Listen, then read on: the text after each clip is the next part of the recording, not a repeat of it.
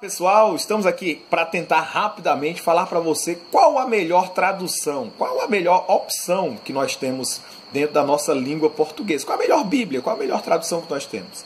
Dentro desse contexto, basicamente, nós temos duas grandes discussões, que são as discussões que envolvem a formação destas traduções com base nos manuscritos disponíveis. E esses manuscritos, de maneira sintética, de maneira rápida, são dois tipos de manuscritos. Aqueles conhecidos como textos críticos, os textos críticos, e os textos receptos, ou o texto majoritário. O texto crítico é um texto considerado mais antigo, né? As suas descobertas arqueológicas são posteriores à Reforma Protestante e ele é considerado textos mais próximo do século II, do século III ali da era cristã. Em consequência, o texto majoritário, que são cópias de cópias, ele já data, esses manuscritos, ele já data cerca do século VIII, IX, já na Idade Média.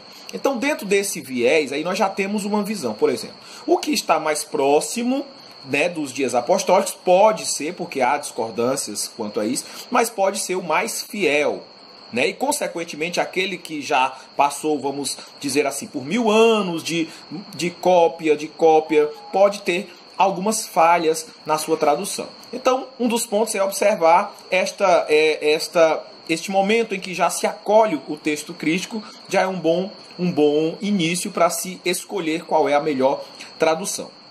Outra coisa é a forma como este tradutor ele opta em traduzir. Por exemplo, existem pelo menos três formas, né, de se traduzir.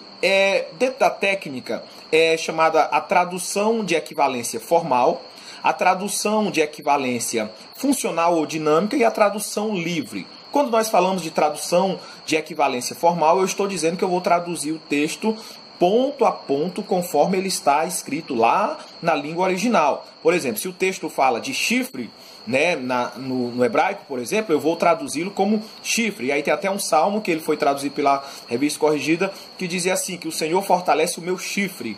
Né? Isso soa até ambivalente, é um negócio mais estranho para a gente.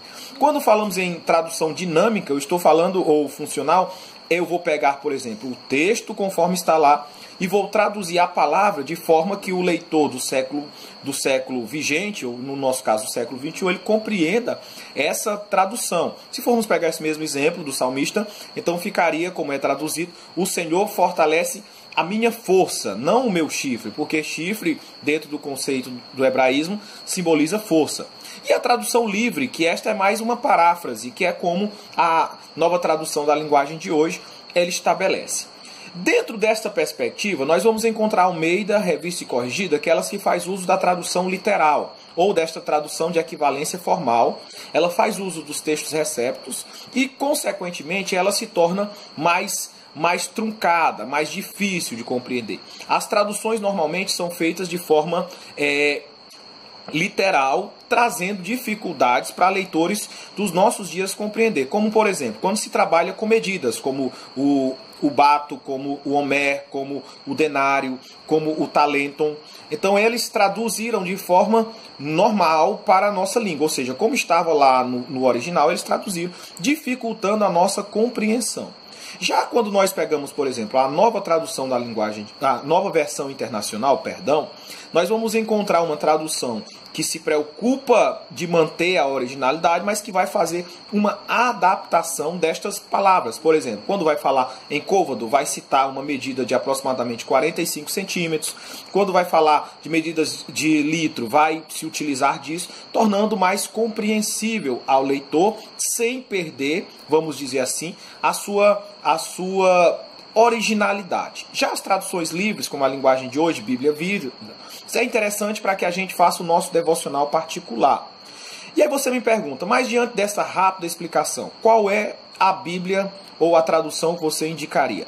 Bem, queridos, eu não posso definir uma tradução, quem sou eu para definir ou dizer qual é a melhor, nenhum dos especialistas assim o fazem, mas é interessante nós ficarmos entre duas traduções. Almeida, Revista e Corrigida, bem interessante, atualizada muito, ela já se utiliza do texto crítico, né? Ela já faz uso do texto crítico, ou a nova versão internacional. São duas traduções que se tornam bem compreensíveis ao leitor. E eu diria mais, até levando em consideração o que o grande autor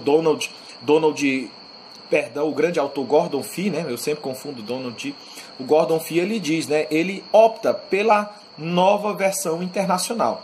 E eu, desde sempre, eu tenho até uma aqui, se você olhar aqui em cima, deixa eu ver, aqui, isso. Eu tenho uma versão internacional e acho ela fantástica e não me falha em nada. Mas há aqueles que preferem se apegar à tradição da Almeida Revista e Corrigida. Claro que no púlpito das Assembleias de Deus ainda se tem a tradição de usar a Almeida Revista e Corrigida.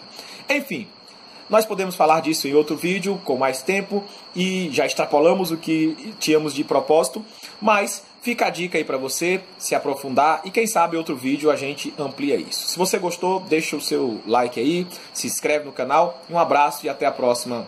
Tchau!